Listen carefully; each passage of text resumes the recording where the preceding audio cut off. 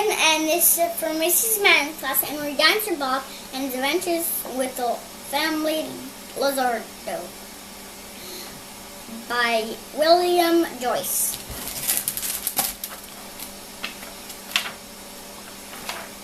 Every year before the start of baseball season, the Lizardo's family took a trip from the home in Pimlico Hills. One afternoon, while the safari in Africa, young Scotty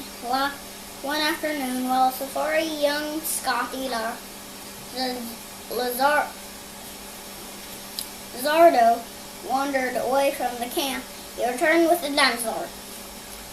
"Look what I caught," he said. "Can we keep him?" pleaded Scotty's sister, Lita, and Vilma. "I don't see why not," said Dr. Lizardo. "He looks kind of like my Uncle Bob," said Miss Lizardo. Jumbo, their backyard, said nothing. Scotty patted the dinosaur on the nose. "Bob," he cried. So they named him Bob.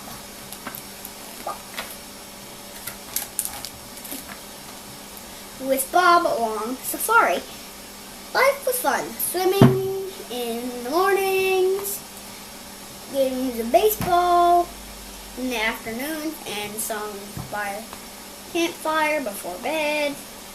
When it came time to start for home, the Lizardos couldn't stand the thought of leaving Bob behind.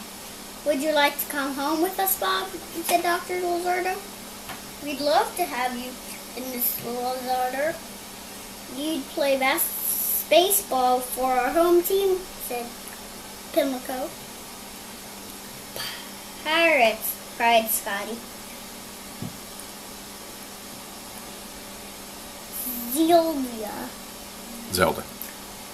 Zelda and Vilma. Bob smiled again and wagged his giant tail.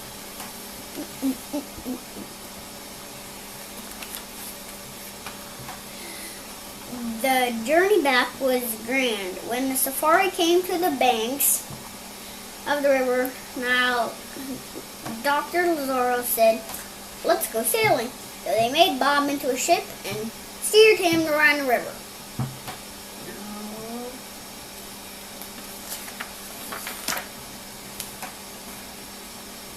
But they couldn't sail Bob all the way home. Pimlico Hills, so Dr. Lizardo looked passage on Lurky Leonard. "Would be bad manners if we didn't return the favor." And down Bob's back while he played the trumpet, a gift from the ship's orchestra. Every evening, the children led Bob up to the berth in the ship's smokestacks and brought him a little bedtime snack, 2 peanut butter and bologna sandwiches and 400 double Dutch chocolate cakes. That's a lot of chocolate cakes. I don't want that many. When the ship returned to New York City, the Lizardos visited Central Park after the light snack of 750 hot dogs. They caught a train to Pimlico Hills. It was Bob's first train ride.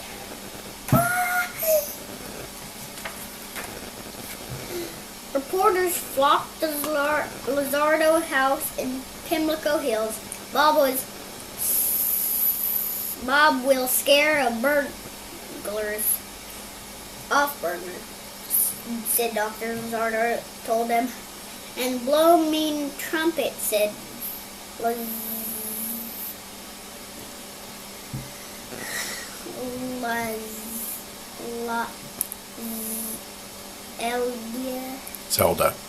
Zelda.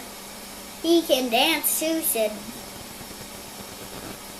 Vilma, and Miss Lizardo added, the same time and play baseball, shouted Scotty. Jumbo said nothing. The photographers' cameras flashed. Slightly lizard lands with lizardos. Read the headline of the paper. Bob was famous. The next day, Bob at the Lizardos played some baseball in the backyard. Bob was terrific. He could play right and left field at the same time. The Pimlico Pirates watched Bob play. The Pirates had never won a game. They were the worst team in history.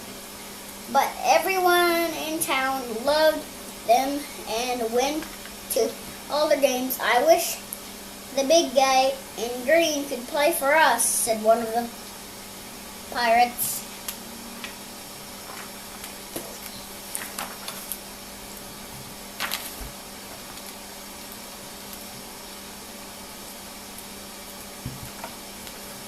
The following morning, Bob saw some neighborhood dogs chasing cars. He decided to join them. He stopped by a policeman. Aren't you the Lizardo's Dinosaur? Bob nodded. He was arrested for disturbing the peace.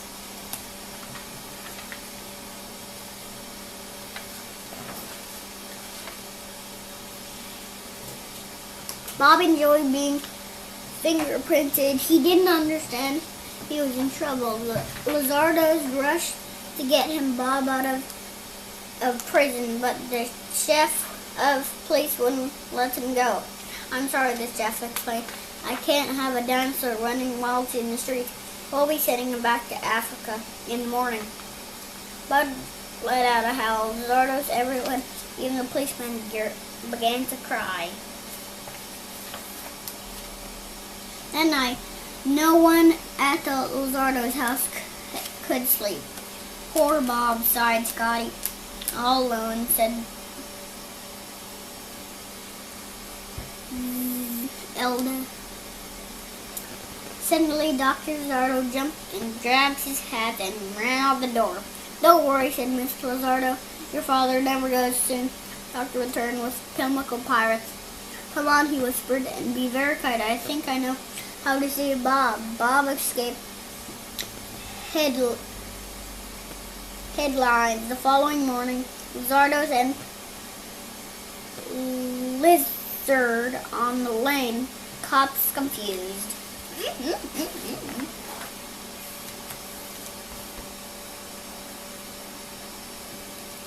The people of Pimlico Hills weren't worried. They were too busy thinking about the Pirates opening game. The whole town was going that afternoon. Even the chief of police. As the stadium filled, no one outfield. The team began to run out into the baseball diamond as the announcer called their names. When the last one team shouted, the announcer shouted, and now the newest Pimlico Pirate, Dinosaur Bob! The crowd roared. So did the chief of police. Bob smiled, his biggest dinosaur grin, and the game began. Boom, boom. The game was close to Lizardo's. Cheered Bob from the dugout and gave him water between innings. The Pirates were playing better than they needed just one run to win the game.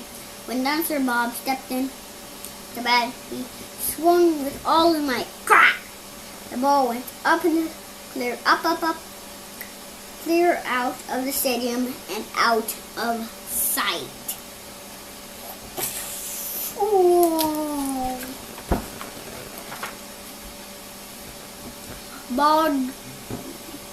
rounded the bases in 3 great strides that touched his nose to complete. The Pimlico Pirates had won the game. The Lizardos rushed into the field, and the hugest Bob and the crowd cheered Bob all the way to the Lizardos' house.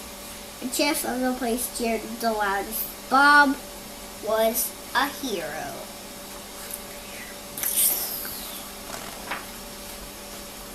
That evening, Bob and Lizardo celebrated by having a cookout in the backyard. After dinner, Jumbo brought out the musical instruments.